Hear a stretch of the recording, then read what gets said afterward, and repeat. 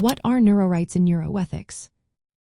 Imagine a future where your thoughts could be read or your mental privacy could be compromised without your knowledge. That might sound like science fiction, but it's becoming a real concern with advances in neurotechnology.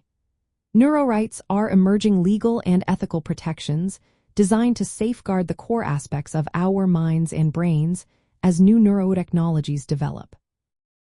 These protections are meant to address worries about how devices like brain-computer interfaces, neuroprosthetics, and brain monitoring tools could impact our autonomy, privacy, identity, and mental integrity.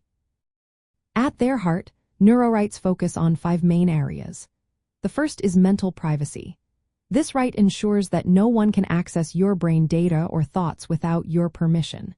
Since neurotechnologies can decode neural signals, it's vital that this information remains confidential and is not exploited.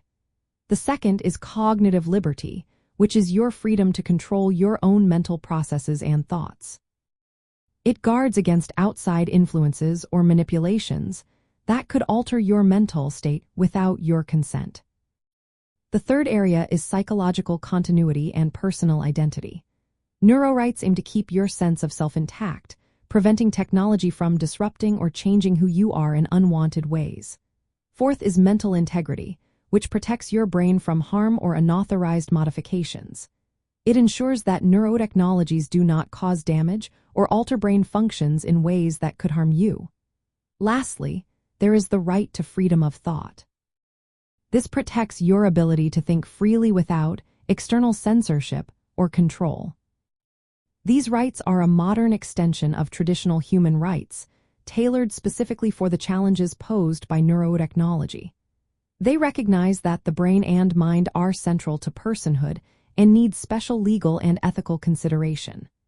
As neurotechnology advances rapidly, questions about how brain data is collected, used, or manipulated become more urgent. For example, if your brain data is used to influence decisions or reveal private mental states, it raises serious concerns about your autonomy and consent.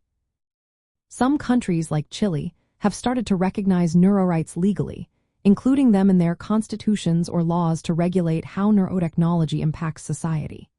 In neuroethics, these rights serve as a proactive way to balance innovation with respect for individual dignity and mental freedom. They guide developers, policymakers, and society to prioritize transparency, informed consent, and safeguards against misuse.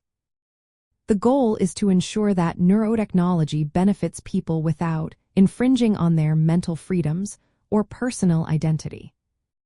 In practical terms, neurorights influence how neurotechnologies are designed, tested, and regulated. They push for clear rules that protect individuals from potential risks while encouraging responsible innovation. As neurotechnology becomes more capable and widespread, these rights help keep the focus on respecting human dignity and mental autonomy. They reminded us that even as we explore new frontiers in brain science, protecting our mental privacy and freedom remains essential.